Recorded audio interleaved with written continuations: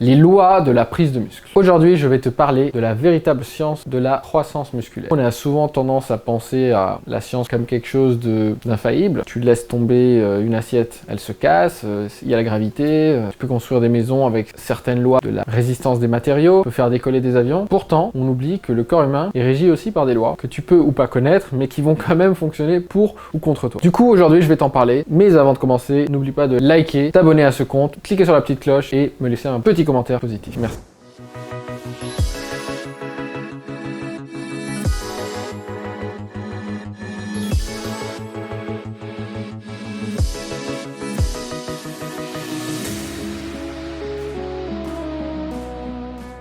Du coup, aujourd'hui, je veux te montrer que quand tu prends les bonnes actions en fitness, en nutrition, en récupération, ton physique va se développer. C'est vraiment aussi simple que ça. Et ces lois s'appliquent même si tu penses que tu es trop maigre, que tu as du mal à prendre du muscle, que tu es ectomorphe. Si tu as du mal aujourd'hui, c'est parce que tu n'appliques pas ces lois. On va les voir ensemble. Donc ces principes, ils sont connus et suivis depuis des décennies par des personnes qui ont vraiment obtenu des physiques impressionnants. Certaines sources que tu trouveras sur internet à droite à gauche vont contredire ces lois. Et pourtant, t'as pas besoin de sources. Tout ce que je te propose, c'est, je t'invite à les mettre en pratique, à les utiliser. Et tu verras par toi-même que ça fonctionne. Une fois que tu auras des résultats, tu sauras qu'elles sont vraies.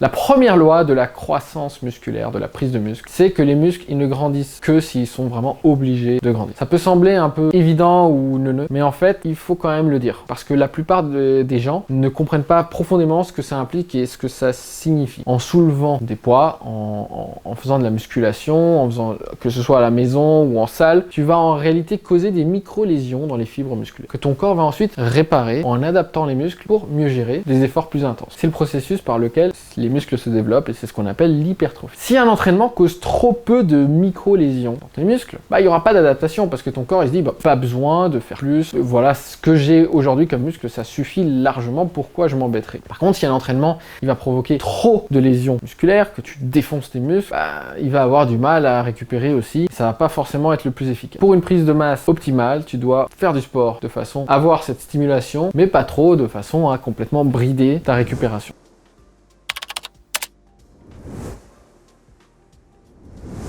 La deuxième loi de la prise de masse et de la croissance musculaire. Les muscles se développent grâce à la surcharge progressive, pas à la fatigue, pas à la brûlure, pas les courbatures, ni même la congestion. Je m'explique. Bien que beaucoup de personnes qui s'entraînent pensent qu'une sensation de brûlure dans les muscles est indicative d'un entraînement intense et réussi, ce n'est pas vraiment l'indicateur d'un entraînement optimal. La brûlure que tu ressens, a priori, c'est une arrivée d'acide lactique dans le muscle qui est produite lorsque ton muscle brûle ses réserves d'énergie et que l'acide lactique dit au corps, ok, il faut produire des hormones anabolisantes maintenant. Mais un excès d'acide lactique, ça va nuire à ta croissance musculaire. Le cas de la congestion, on appelle ça aussi le pump en anglais, d'où le film Pumping Iron. La congestion musculaire, c'est pas non plus un bon indicateur de prise de masse, de croissance musculaire. Cette espèce de sensation de congestion que tu sens après l'entraînement ou pendant l'entraînement, c'est quand tes muscles sont gorgés de sang. Et en soi, psychologiquement, c'est assez sympa et tu te sens vraiment puissant et quand tu te regardes dans le miroir, tu fais wow, je suis musclé quand même. Mais ce n'est pas un moteur primaire de ta prise de masse. Autre facteur, les courbatures. Il y a plein de gens qui disent waouh, j'ai fait un super entraînement, là je suis super courbaturé.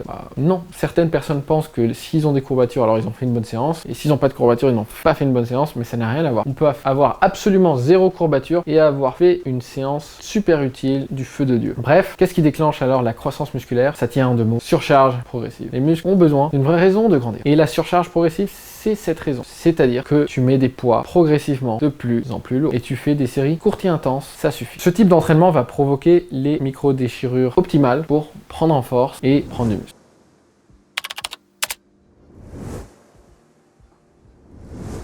Les drop sets, les séries géantes, les supersets, les pyramides inversées, temps sous tension et toutes ces techniques de geek de muscu, c'est cool pour faire des articles de blog, c'est cool pour faire des articles de magazines de fitness, ça marche aussi super bien quand on prend des stéroïdes. Mais pour quelqu'un de naturel, surtout quelqu'un de débutant qui commence, qui veut avoir des résultats, c'est probablement contre-productif, c'est too much. C'est une perte de temps. Ces techniques, elles vont souvent te fatiguer, t'inonder d'acide lactique. C'est souvent proposé en plus avec des exercices d'isolation qui sont pas du tout efficaces. Bref, ce n'est pas à privilégier. La troisième loi de la prise de muscle, c'est que tes muscles se développent en dehors de la salle de sport. Beaucoup de programmes d'entraînement te font faire trop d'entraînement. Parfois, on te fait entraîner les mêmes parties du corps trop souvent. Et du coup, ça nourrit cette fausse idée selon laquelle construire du muscle consiste simplement à se buter à la salle, qu'il faut faire du sale, qu'il faut se buter et que tu vois, no pain, no gain. c'est la vie du no pain no gain. Et du coup, les personnes qui sont tombées là-dedans feraient bien de prendre conscience qu'en faisant moins, mais des bonnes actions, alors on obtient bien plus de résultats au final. Et on a beaucoup de clients Alpha Body qui en fait se retrouvent à s'entraîner moins quand ils viennent chez nous qu'avant, mais ils ont plus de résultats. C'est ça qui est impressionnant. Et si tu veux toi aussi savoir comment commencer le programme Alpha Body, je t'invite à faire un bilan, c'est gratuit, avec un de nos spécialistes Alpha Body. Tu vas pouvoir lui parler de tes objectifs, d'où tu veux aller, et on verra ensemble si on travaille ensemble. Je te laisse le lien en description. Bref, si tu fais trop de séries lors d'un entraînement, il se peut que tu causes trop de micro-lésions et que ton corps n'ait pas le temps de tout réparer correctement. Si tu laisses trop peu de jours entre deux entraînements d'un même groupe musculaire, tu risques de te réentraîner alors que tu n'as pas eu le temps de récupérer correctement. Inversement, si tu prends le temps de te reposer correctement, tu verras que tu obtiens une progression constante et harmonieuse. Des études ont montré, selon l'intensité de ton entraînement et ton niveau de forme physique, il faut à ton corps de 2 à 5 jours pour réparer complètement les muscles après une séance de musculation. Et tu peux sentir ça parce que tu as moins mal, tu as une forme d'inflammation qui est réduite et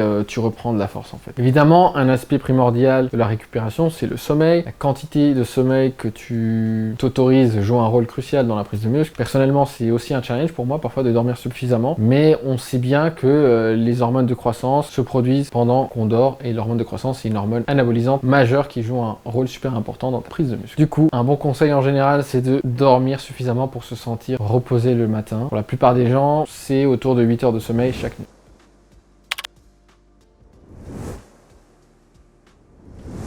Quatrième loi de la croissance musculaire. Les muscles ne grandissent que lorsqu'ils sont correctement nourris. Alors à quel point la nutrition est-elle importante? Ton alimentation détermine 70 à 80% de ton apparence physique. Musclé, maigre, sec ou grassouillé. Et tu pourrais faire les entraînements les plus parfaits. Si tu donnes pas à tes muscles le bon carburant et les bonnes matières premières, tu ne changeras pas. Bien sûr, on sait tous qu'il faut manger des protéines. Combien de protéines? Combien de fois par jour? Quel type de protéines? Et les glucides? Combien de fois par jour? De quel type? Quand? Et les graisses? Est-ce que c'est important ou est-ce qu'il faut en limiter? Bref, c'est tout un chantier que je n'ai pas forcément le temps de développer aujourd'hui. Mais si tu veux avoir plus de réponses à ces questions, je t'ai préparé un quiz suivi d'une vidéo. C'est une mini formation gratuite si tu veux, qui va t'expliquer tout ça et répondre à la plupart de tes interrogations. Je te mets le lien en description. En conclusion, prendre de la masse musculaire, c'est une question de loi. Il faut une surcharge progressive, il faut suffisamment de repos et il faut nourrir correctement ton corps. Et c'est comme ça que tu vas construire un corps sain, fort et musclé. C'est beaucoup plus simple que tu ne le crois. Et si tu as envie d'être accompagné pour mettre les bonnes choses en place, n'hésite pas à faire appel à Alpha Body. On se retrouve sur une autre vidéo. À bientôt les alphas.